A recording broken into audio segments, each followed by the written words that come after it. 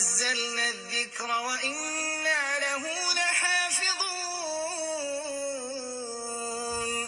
بسم الله الرحمن الرحيم. السلام عليكم ورحمة الله وبركاته. Peace be with you.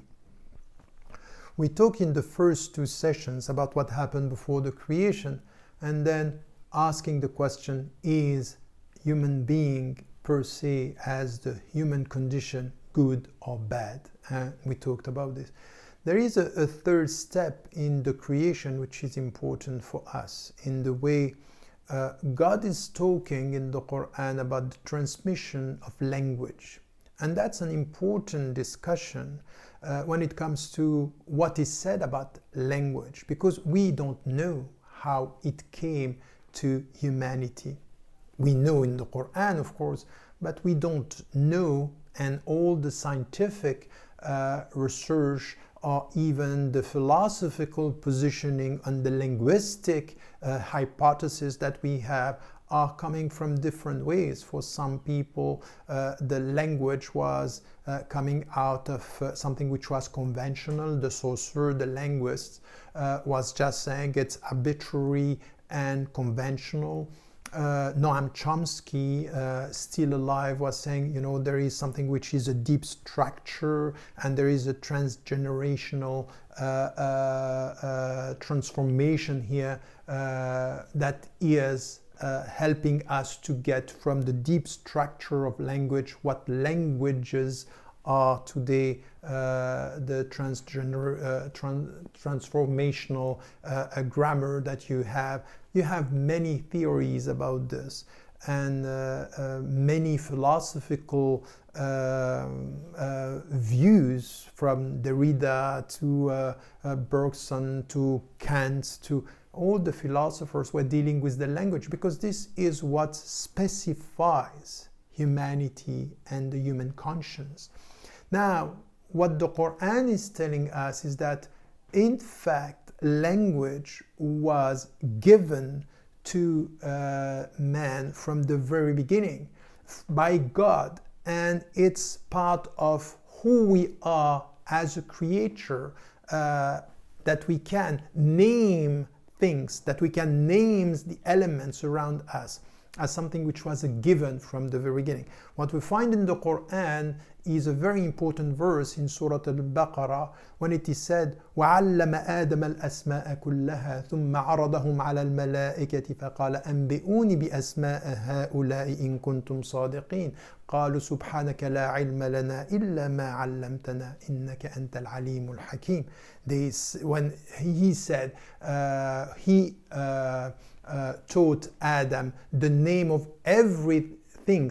All the names were taught to Adam, and then he asked the angels, just tell me about the names of these things if you are sincere. And they answer, praise be to you, we have knowledge, but the knowledge you gave us, because you are the most knowledgeable and you are the wise.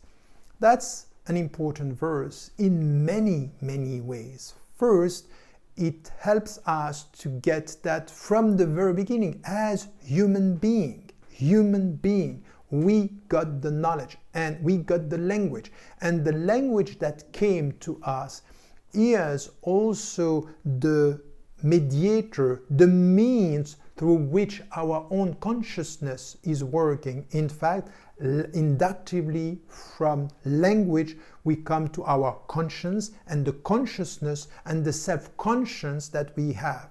Among all the species in the world, we are the only one, and this is something which is specific to humanity, that has this language with this consciousness and this self-consciousness. Of course, what we know today is there are some species, when, for example, they look, some animals, when they look at themselves in the mirror, they can acknowledge that it's them. So there is something which is superficial, the first stage of self-consciousness, but not at the level we have, because we have the mediation of the language and the mediation of consciousness that is helping us to come to this understanding. So, in fact, in all this discussion about the creation and evolution, as Muslims, we are not against evolution, because in the Quran what we have is that He created, khalaqa wa sawwar, khalaqa, and He gave shape, and shape could be done through history. But what we think is that at one point there is the creation of human beings, and the creation of human being and humanity is based on these very specific features, very specific qualities, which is language, consciousness, and self-consciousness. That's important, and it's different from all the species here in our history, and we need to get this. This is a very important teaching in our understanding of who we are as human beings. Now, if we look at the verse, there are four main teachings that we can draw out of what is said. It's a very simple verse, but very deep as to its substance. The first teaching that is important here is that, in fact, the language that was given to us, the name of everything from the very beginning, is something that we got from God, and in fact is the way it's going to define humanity. Language, it's important for us, and it's the way we will deal with our reality and the surrounding reality, and this is where we will get this knowledge, the knowledge that is so important. The second teaching, which is also important, is in fact to remember that the angels were also talking to God. They were talking to God and communicating with God, but not with the language that was provided to humanity, because they don't get this. They say, we don't know. So Allah is asking, God is asking them, just tell me about the names. We don't. So in fact, out of this story, we understand that there are many languages, different languages. Not only the languages that we have between, tribes and nations, because these are also signs that God is the creator. وَمِنْ آيَاتِهِ اخْتِلَافِ أَلْسِنَتِكُمْ, that among his signs that you have many languages. No, it's not only languages among human beings, among nations. It's different types of languages that we have between species, for example, but also in nature. Trees and species have their own language, and fish as well. And now we understand that at a different level, between God and the invisible world, there is languages that He understands that we don't. And then from this we understand we have been privileged to have the names of everything, but at the same time we are limited in the way we apprehend and we understand other languages. So that's an important teaching as well.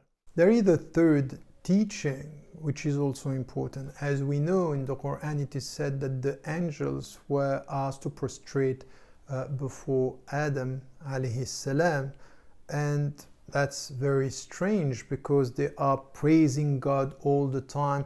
They are clothed, they have been created from light when we have been created from dust, and still they have to prostrate. And this is where we understand that in fact the specific quality, the specific feature of humanity, of human being, is this knowledge that he has, this knowledge, the names of everything. He's dignified by this language. And language means two things here that we need to get. The first is that through language you choose your words, and as you choose your words, there is a link between language, self-consciousness, and freedom.